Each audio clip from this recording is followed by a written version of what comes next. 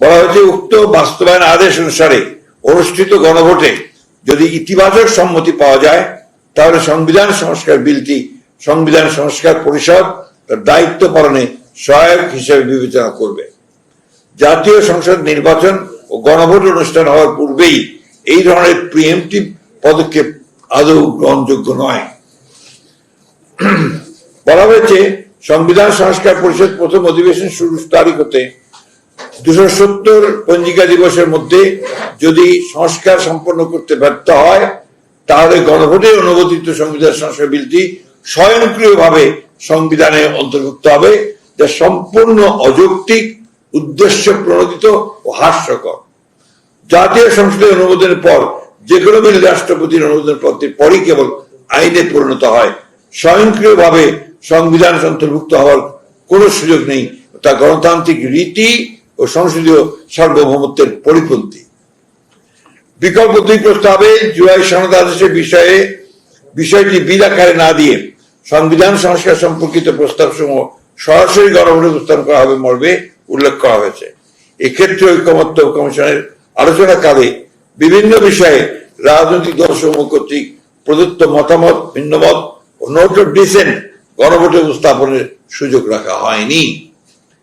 চিঠিতে বলা হয়েছে জাতীয় সংসদ নির্বাচনের পূর্বে অথবা নির্বাচনের দিন উক্ত আদেশ অনুযায়ী গণভোট নির্বাচন করা যেতে পারে। এখানে উল্লেখ করা প্রয়োজন যে বিএনপি জাতীয় ঐক্যের স্বার্থে জুলাই সনদের আইনি ভিত্তি রচনা এবং জনগণের সম্মতি গ্রহণের জন্য জাতীয় সংসদ নির্বাচনের দিনেই গণভোটের প্রস্তাব করেছিল। 2026 সালের ফেব্রুয়ারি মাসের প্রথমার্ধে নির্বাচন অনুষ্ঠানের ঘোষণা দিয়েছিলেন প্রধান উপদেষ্টা। সেক্ষেত্রে নির্বাচন অনুষ্ঠানের আগে প্রস্তাবিত গণভোট অনুষ্ঠান সম্ভব নয়। সময় স্বল্পতা, নির্বাচন অনুষ্ঠানের জন্য বিপুল অঙ্কের ব্যয় এবং আইন শৃঙ্খলা বাহিনী সহ ব্যাপক লোকবল নিয়োগ এবং একটি জাতীয় সংসদ নির্বাচন অনুষ্ঠানের মতো বিশাল আয়োজনের বিবেচনায় নির্বাচনের পূর্বে গণভোট অনুষ্ঠান অপ্রয়োজনীয়, অযৌক্তিক এবং অবিবেচনা প্রসূত। একই আয়োজনে ও একই ব্যয়ে জাতীয় সংসদ নির্বাচনের দিনই গণভোট অনুষ্ঠান করা বাঞ্ছনীয়।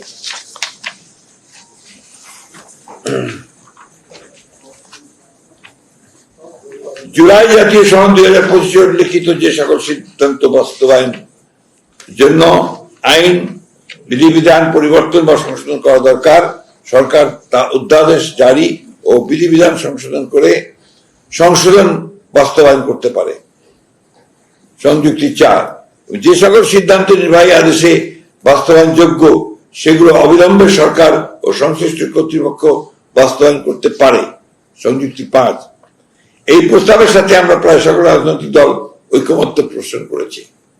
এই প্রস্তাবের সাথে এছাড়া জুলাই জাতীয় সনদ বাস্তবায়ন এর আইনি ভিত্তি দেওয়ার জন্য আমরা গণভোটে সম্মত হয়েছি। যে সকল বিষয়ে ভিন্নমত, নোট অফ ডিসেন্ট সহ ঐকমত্য হয়েছে তার উল্লেখ না রেখে দীর্ঘ আলোচনায় যেসব প্রসঙ্গ আলোচনা আসেনি তা অন্তর্ভুক্ত করে জাতীয় ঐকমত্য কমিশনের অন্য সকল সুপারিশ অগ্রহণযোগ্য বিধায় আমরা একমত হতে পারছি না। আমরা অত্যন্ত দুঃখের সাথে লক্ষ্য করেছি যে এই সকল সুপারিশ কেবল জাতিকে বিভক্ত করবে, ঐক্যের বদলে অনৈক্য সৃষ্টি করবে। মন গড়ার যে কোনো সংস্কার প্রস্তাব গ্রহণ করলে জাতীয় জীবনে দীর্ঘমেয়াদে অকল্যাণ ডেকে নিয়ে আসতে পারে।